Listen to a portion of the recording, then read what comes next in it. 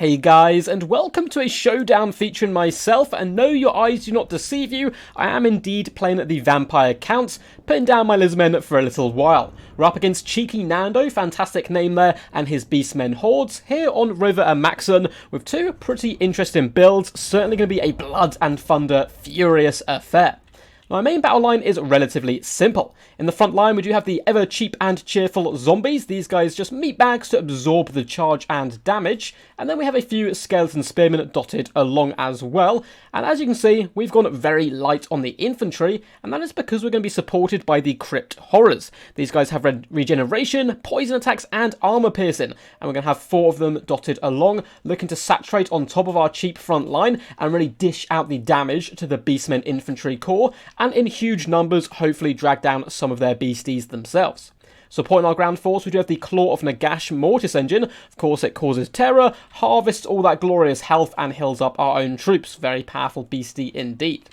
Over on the left-hand side, we have a little bit of a sneaky vanguard hidden in the trees. We have double dire pack, very quick skirmish force, which can pop in the enemy back line and hunt down routing troops, as well as the Feasters of the Dusk, regiment of renowned crypt ghouls. I haven't seen too many people use these bad boys, so certainly wanted to give them a go. They look incredibly creepy and have poison attacks, stalk, and damage dealers. Should be able to chew through a lot of the Beastmen roster, especially their infantry, considering the Beastmen aren't exactly known for their armor.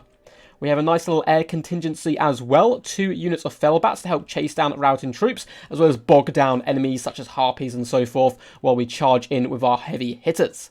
And they come in the form of the Devils of Schwosthafen. These guys are absolute monsters, at least compared to what they used to be. I think they are actually now relatively competitive.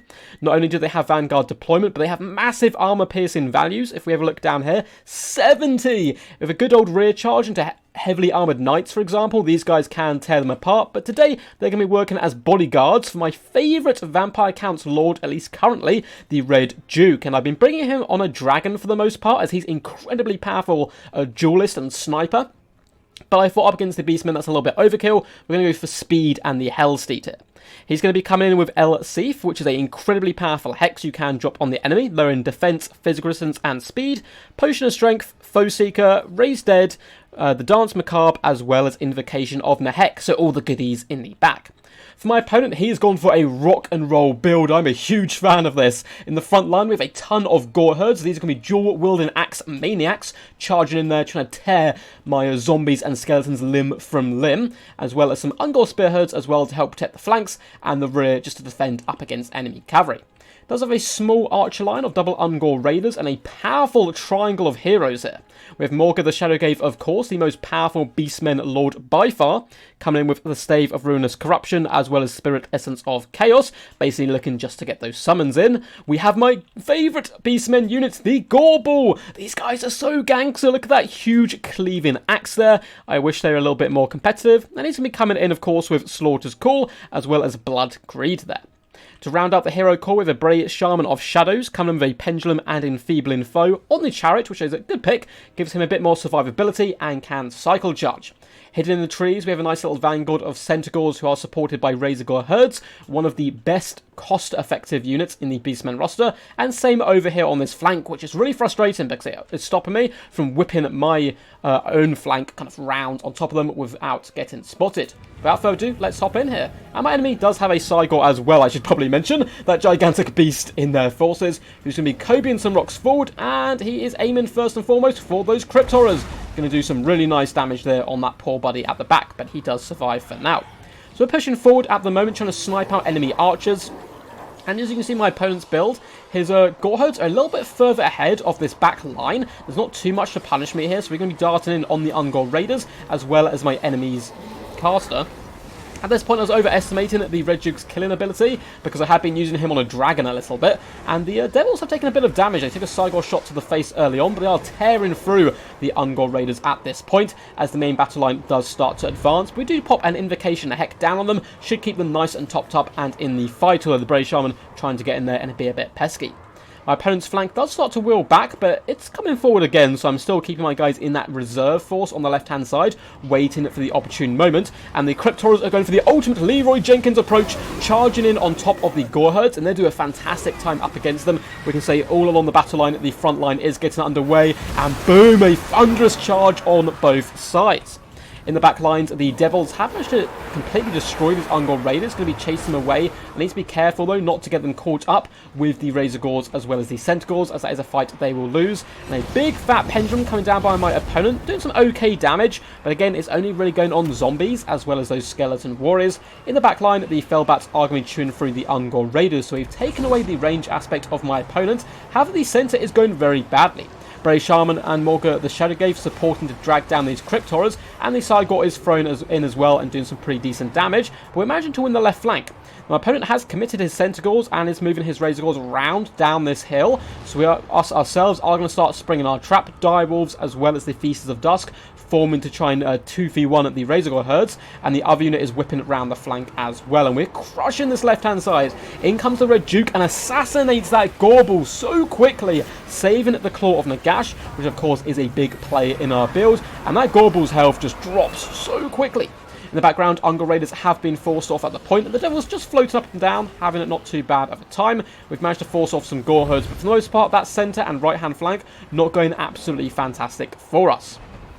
Over here, looks like the Piggies having a pretty decent time up against our troops, so I'm going to be pulling over the Devils as well as the Red Duke to rear charge into these pigs. They can't go anywhere, they are indeed out of control from rampaging, and the Devils will certainly have a good fun time here, where the Centaurs simply being swarmed here in our big heavy overload on the left-hand side. Lovely rear attack coming in from the Devils is going to be enough to break the Razor Gores, who are terrified by their mere presence, as they do of course cause terror, and the Razor Gores, yeah, going to be going down very quickly.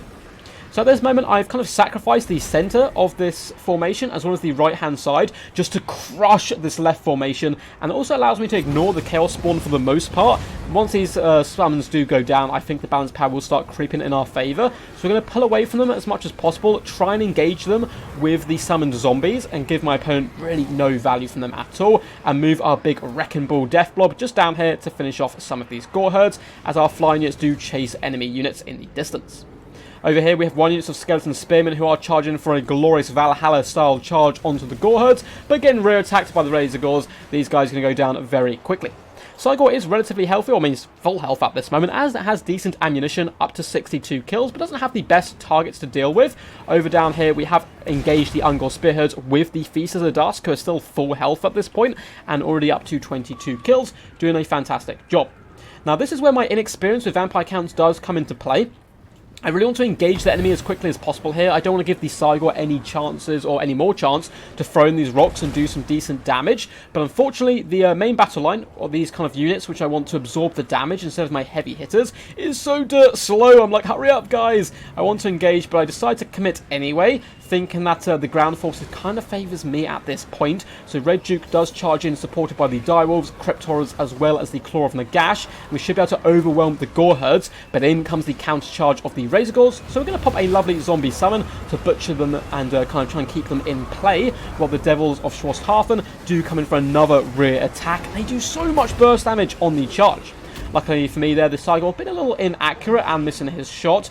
The Red Duke at this point is chasing off some Gore herds, just force them off the field. Don't want these guys coming back before engaging once more. Another big pendulum comes down by my opponent, but only just clipping some zombies. A little bit of a misclick there, I think, or a misplacement. And now I spot my chance. We drop that massive debuff from the Red Duke onto the Shaman, and we're going to be hunting that disgusting Beastman booty.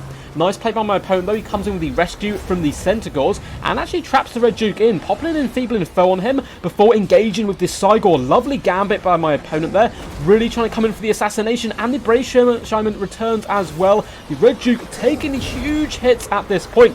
The Feast of the Dusk are going to be charging to try and aid, as well as the Claw of Nagash and the Cryptoras, and we're going to do an Overcast Invocation of Nahek at this point. The last Chaos Spawn summon has gone down, so we're going to try and use our speed to leave it in the dust, and once again distract it with zombies where possible. We managed to surround and terrify away the Centaurs, which of course is due to the Devils there, and now the Brave Shaman is all alone and the Red Duke back up in the skies, and this Brave Shaman certainly not having a good day anymore. We take a look around the battlefield. That is pretty much what you see is what you get. We're chasing away some Razor Gore herds here with Fell Bats, which is fantastic value for us. There's not too many units coming back. Once again, chasing off more Centaurs as well with those ever loyal Fell Bats. But this is the main engagement. Can we drag down that Hero Core and Cygor? I almost said Hero Gore there. So it looks like we are going to be coming down with another summon. Nope, it is going to be disappearing as the Devils just hunt the Brave Shaman where possible. He's desperately trying to flee, but in comes the Red Duke with Foe Seeker popped. Should easily be able to catch the Shaman, and with the support of this lovely Air Force, hopefully put it in the dust. Even the Claw of Nagash is moving forward to get involved, as our Infantry Corps is going to commit just to distracting the Cygor and slowly trying to drag it down. Brave Shaman has been terrified and forced off at this point. You've seen how many tear outs we've got in this game. It is pretty insane.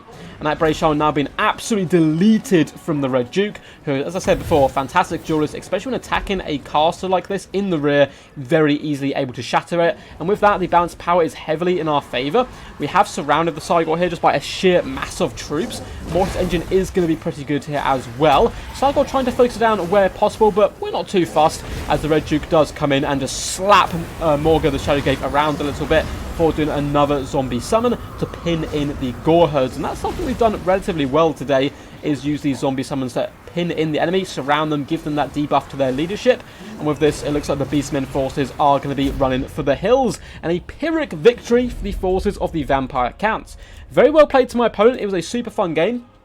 I lost an absolute ton of troops, but well played Cheeky Nando. Before we do another little bit of a breakdown, hope you guys did enjoy. If you did, feel free to give the video a big old thumbs up and subscribe for more Total War Warhammer content. If you want to see your replays up on the channel, feel free to join the Discord. There's a link in the description down below, as well as a link to my Patreon where you can support me, or you can support me by becoming a member on the channel. Feel free to comment down below. I always like to know what you guys thought of the game. So yeah, awesome stuff. Well played Cheeky Nando. Absolutely love his build. I think it's incredibly rock and roll. Coming in with the Gore herds. Unfortunately, they did suffer. Some of them got pretty decent damage. Wherever they got hit by the Crypt Horrors, of course, without the support of kind of Minotaurs or a Chaos Spawn Rush, they did unfortunately suffer a little bit, because the Razor Gores and Centaurs weren't able to use the flanks too effectively or hammer in the front line, because they were distracted by the Flying Corps as well as my Flanking Corps, but still managed to get some pretty decent value out of them as well. The big beefy Cygor did chevron up twice, getting 2.2k damage value, 16,000 damage dealt. Certainly a solid rock in the centre of that Beastmen build, managing to fire consistently the whole day, doing some good damage to the Crypt Horrors, trying to neuter their effectiveness. Unfortunately, he didn't have any brilliant targets. No Graveguard, Blood Knights, though kind of perfect targets for such a mighty beast. As for the Hero Core, Morga the Shadowgate, of course, not going to get the most damage value. It was just very tanky, survived to the end. Full health, though, so probably wanted to get into the thick of the fight a little bit more, because he is going to break if you just leave him to the end. So definitely needs to get in the thick of it a little bit more. Brave Shaman certainly was fighting on all fronts, getting 1,000 damage value before getting sniped out at the end. Really lovely save from my opponent. He nearly lost the game a little bit early on when the Brave Shaman got caught once, but that enfeebling foe Centaurs to pin in my Lord, and then using the Cygor in melee. It was a really lovely play. Big fan of that indeed. And unfortunately, the Gore Ball, you can see, just did absolutely nothing, getting sniped out rather early on when he got isolated.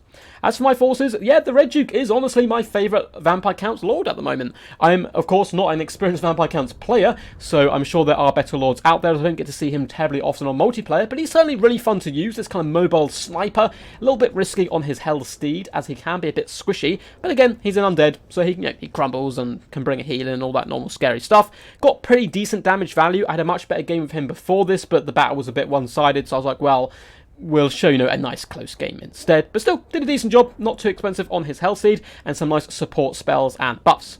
Across the board, of course, the infantry not going to be doing it too much. The Feasters of Dusk, they were full health at the end, which is pretty crazy, and still managed to get over 7k damage dealt and 84 kills with plenty more fuel left in the tank. Fellbats did a good job just chasing off routing troops as well as the Direwolves. That was, of course, their main job, and doing some nice rear attacks as well. The Crypt Horrors actually did surprisingly badly. not really getting any value, but across the board, huge damage dealt, which was useful because it cleared out the chaff of my opponent, or at least his infantry corps, and then I could surround and delete the larger entities. The MVPs certainly were the Devils here. They did fantastic. 69 kills and 11,000 damage dealt, 15 or 1,500 damage value, and the main thing about them was those terror routes. They were terror routes and Beastmen troops left, right, and centre, and allowed my mobile forces to chase off those units, Centaurs and so forth. And of course, the Claw Nagash, always a solid unit in that central core, is just a really nice kind of balance and anchor to any Vampire Count's force. Anyway guys, hope you enjoyed. Until next time, peace, and as always, stay awesome.